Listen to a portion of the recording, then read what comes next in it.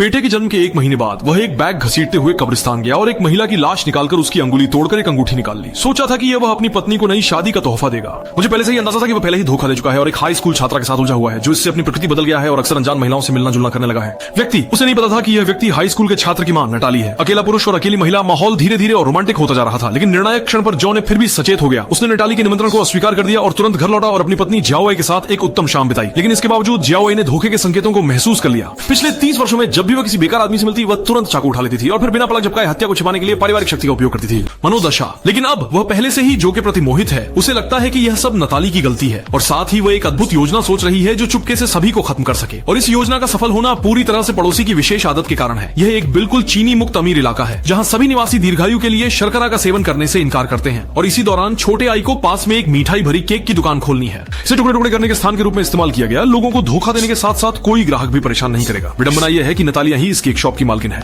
अभी अभी पट्टा अनुबंध पर हस्ताक्षर किए थे कि उसी समय मौत हो गई। हत्या के बाद छोटी आई अत्यधिक उत्तेजित हो गई, लेकिन वह लाश को निपटाने की जल्दी में नहीं थी। इसके बजाय उसने छोटी को फोन किया। उसे अपने साथ विवाह चिकित्सालय में मानसिक उपचार के लिए ले जाने के लिए कहा। जो समझ गए थे कि स्थिति गंभीर है, लेकिन अपने नवजात बेटे का ख्याल कर उन्होंने खुद को इसमें शामिल करने का फैसला किया और छोटे आई की मदद की शव को छुपाने के लिए पहले की तरह प्लास्टिक की थैली में लपेटकर फिर घने पहाड़ों में दफनाया। सुरक्षा के लिए जो ने नटाली के दांत भी निकाल दिए ताकि पुलिस दंत रिकॉर्ड के जरिए मृतक की पहचान न कर सके। इसके बाद जो का व्यवसाय और भी बढ़ने लगा। एक समय पति पत्नी फिर से अपने खेल में लग जाते हैं। छोटे प्यार और हाई स्कूल के छात्र के बीच और भी करीबी संबंध बन जाते हैं। जो भी किताब पढ़ने के बारे से प्रबंधक के साथ इश्क करता है। केवल जब पार्टी में उपस्थित होते हैं तो एक साथ होते हैं। जल्दी से समूह में शामिल होने के लिए छोटे प्यार ने बहुत सारे बिना चीनी के केक तैयार किए। नतीजा होता है कि अमीर लोग एक बार स्वाद लेते हैं उसकी स्वीट रहते हैं। अमीर लोग छोटे प्यार बनाए केक से नफरत करने लगते हैं। कहते हैं कि ये बहुत मीठे हो चुके हैं इसलिए छोटे प्यार को केक छोड़ देना पड़ा। दरअसल वे सभी एक उच्च तकनीक वाली अंगूठी पहनते हैं जो रियल टाइम में ब्लड शुगर की जांच करती है। न केवल शरीर के विभिन्न संकेतकों को माप सकती है बल्कि जीपीएस के माध्यम से गायब लोगों का पता लगा सकती है। दुर्भाग्य से नतालिया भी पहनने वालों में से एक थी। दंपति पल भर के लिए घबरा गए, इसलिए वे रातों रात शव स्थान पर लौट आए बेटे के साथ शव निकालने के लिए और वह उच्च तकनीक वाली अंगूठी हटा दी। सभी जोखिमों से बचने के लिए उन्होंने एक और सुरक्षित शव निपटान विधि सोची। उन्होंने छोटे आई को वह अंगूठी नतालिया के घर वापस रखने के लिए कहा, इसे इस तरह से दिखाते हुए कि वह पति से नाराज थी और तभी किसी के साथ भाग गई।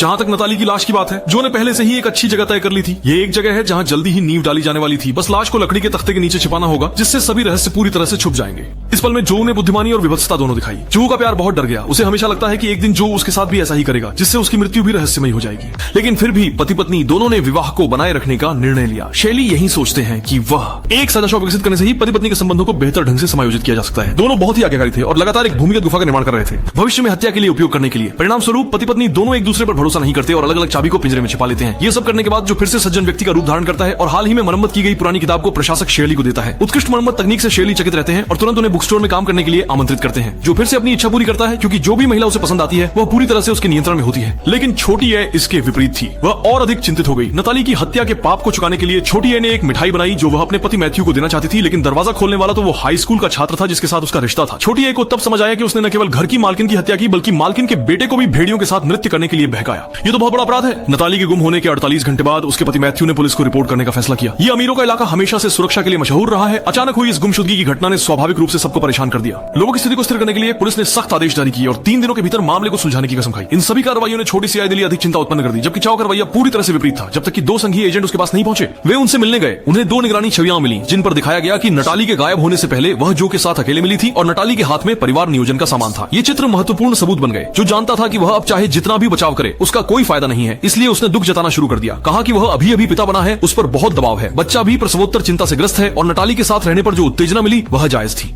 दोनों महिलाएं तुरंत समझ गईं। उन्होंने जो को समझाने के साथ ही उसे सलाह दी कि जिद न करे और जल्दी से परिवार में वापस लौट आए। पर विडंबना यह है कि पूछताछ खत्म होते ही जो फिर से शेरली के पास लौट आया और छोटे प्यार का भी हाई स्कूल के छात्र के साथ डेटिंग का सिलसिला जारी था। जीतो अस्पताल से फोन आया और उन्हें बताया कि उनका बेटा खसरा से पीड़ित है, स्थिति बहुत नाजुक है। अब दोनों पति पत्नी काफी समझदार हो गए थे और अस्पताल में ही रहते थे। अफसोस की बात यह है कि मुसीबतें अकेले नहीं आती। बेटे की बीमारी अभी ठीक नहीं हुई थी कि पुलिस की नवीनतम प्रगति टीवी पर प्रसारित हुई और नकली गुमशुदगी का मामला नहीं हो सकता था। उन्हें अपराध का बोझ उठाने के लिए एक बलि का बकरा ढूंढना होगा। आमतौर पर जब पत्नी की हत्या होती है तो पति को ही अपराधी समझा जाता है। जो ने इस तर्क के अनुसार चलने का फैसला किया और नटाली के खून से सने कपड़े उसके पति मैथ्यू को दे दिए। जब जुगू ने हाथ बढ़ाने की कोशिश की तभी सब कुछ घूमने लगा और पसीना रुकने का नाम नहीं ले रहा था। उसे समझ में आ गया कि वह भी अपने बेटे से संक्रमित हो गया है, लेकिन वो अभी गिर नहीं सकता। उसे बीमारी के बावजूद आगे बढ़ना होगा। खोया खोया सा उसने मानो एक और खुद को देखा उसकी मार्गदर्शन में। जो जैसे जवान होकर क्लिनिक में इलाज के लिए चला गया, लेकिन दवा लेने के साथ जो और अधिक पीड़ित हो गया और उसका दिमाग धीरे धीरे अस्थिर होने लगा। जब वह फिर से चेतन में आया तो उसने खुद को मैथ्यू के घर में लेटा हुआ पाया। जाहिर है संदेह का बीज पहले ही जड़ पकड़ चुका था और बदले की चिंगारी बस भड़कने वाली थी।